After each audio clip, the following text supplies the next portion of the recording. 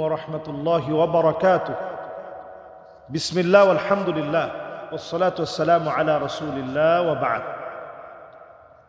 মানুষ বেশি শক্তিশালী না জিন বেশি শক্তিশালী?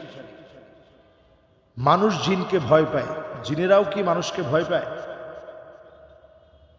আমরা কোরআনুল কারীমের একটি আয়াত দিয়ে শুরু করতে চাই, ওয়ামা খালাকতুল জিন্না ওয়াল ইনসা ইল্লা লিয়াবুদুন।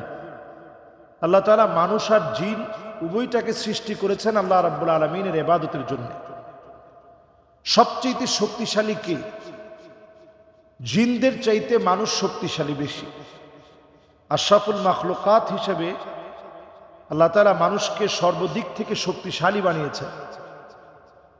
জিনকে মানুষ খুব সহজে বশ করতে পারে যদি আপনি সত্যিকারের ঈমানদার মুমিন হন। জিন আপনার তেমন কোনো ক্ষতি করতে পারবে না, শুধু ভয় দেখানো ছাড়া।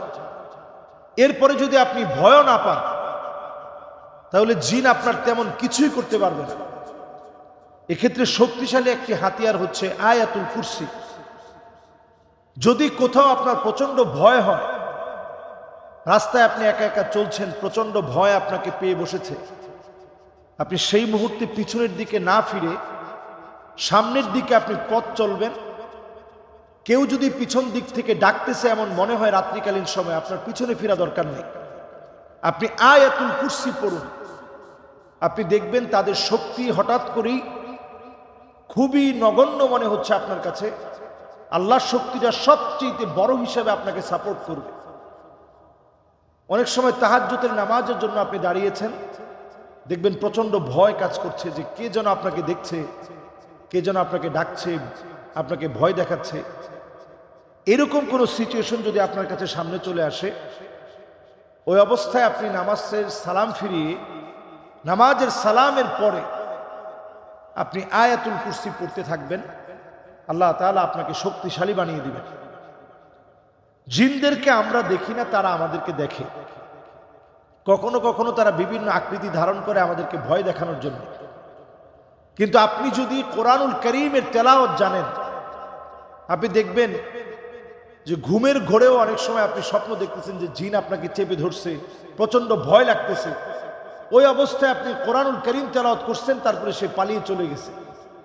তাহলে একজন ঈমানদার শক্তিশালী হবে কোরআনের শক্তিতে। আমরা যদি আমাদের ঘরগুলোকে শক্তিশালী বানাতে চাই, তাহলে এই ঘরগুলোর মধ্যে আপনি তেলাওয়াত ছেড়ে রাখুন।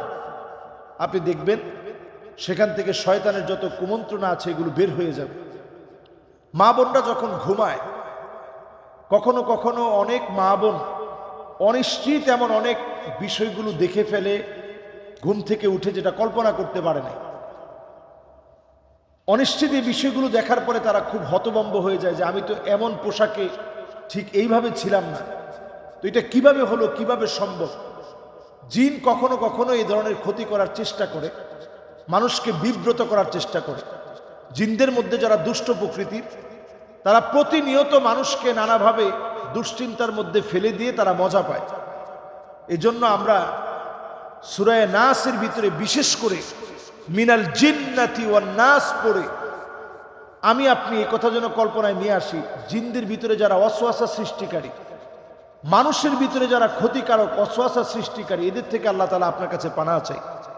প্রতিনিয়ত আমরা সূরা ইখলাস, সূরা ফালাক, সূরা নাসের আমল করি, তাহলে তাদের যত শক্তি, এই শক্তির চাইতে আমাদের শক্তি, আল্লাহর শক্তি বলিয়ান হবে, শ্রেষ্ঠ হবে এই ছোট ছোট আমলের মধ্য দিয়ে।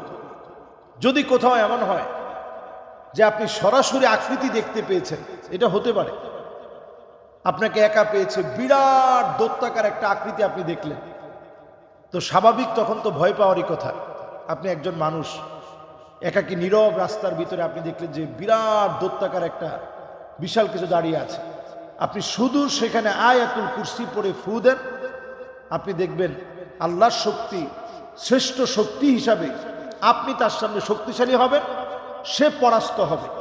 তাহলে এখান থেকে মোট কথা দাঁড়ায় এই, জিনদের শক্তির চাইতে আল্লাহ তাআলা আমাদের শক্তিকে কোরআনের শক্তিতে রূপান্তরিত করলে আমাদের শক্তি শক্তিশালী হবে।